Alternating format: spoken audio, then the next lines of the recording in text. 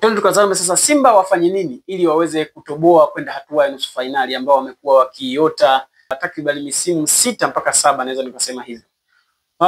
Kitu cha kwanza, Simba wanatakiwa wawe clinical katika zile nafasi ambazo wazitengeneza, wazitumie vizuri.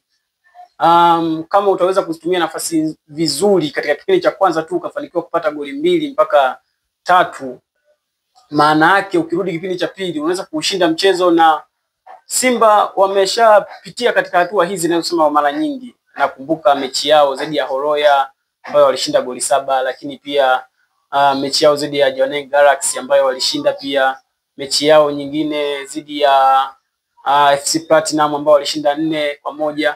Kwa hiyo unaweza kuona kwamba Simba wakiwa kwa Mkapa sio shida kufunga goli nyingi, lakini je, mlima huu wataweza kuvuka? Maana imekuwa ni ndoto yao kuvuka hatua ya robo finali kwenda hatua ya nusu finali. Simba wanatakiwa wacheze kwanza vizuri.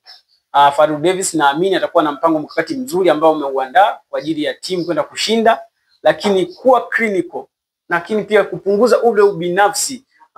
Eli Mpanzu, Kip Dennis, Prosper, Lionel Ateba pamoja na Jan Chazia wanatakiwa wacheze kitimu sasa, wasicheze kwa kibinafsi, wacheze kwa ajili ya timu. Mimi ninaamini kwamba Simba wakicheza vizuri kama walivyocheza kule na wakawa clinical katika zile nafasi chache ambazo watazitengeneza, naamini wanaweza kutoboa na kwenda hatua ya nusu finali. Kitu kingine nafikiri kwa Fadlu Davis amekuwa ni mtu ambaye ni muumini sana katika kile kitu anachokiamini. Amekuwa akiamini katika wale wachezaji, lakini hii isimfunge. Unaweza kuona katika mchezo wa kwanza alichelewa sana kufanya sub ya Dese Mukwala, ilikuja kipindi cha mwisho kabisa, kitu ambacho mimi binafsi sikutegemea. Nilikuwa nategemea labda baada ya kuingia kipindi cha pili dakika 10 mpaka 15, kwa namna Simba walivyokuwa wanatengeneza nafasi, nilikuwa nategemea labda Dese Mukwala angeingia mapema ili kuweza kuleta hatari zaidi kwenye lango la Al Masry, lakini sikuona hicho.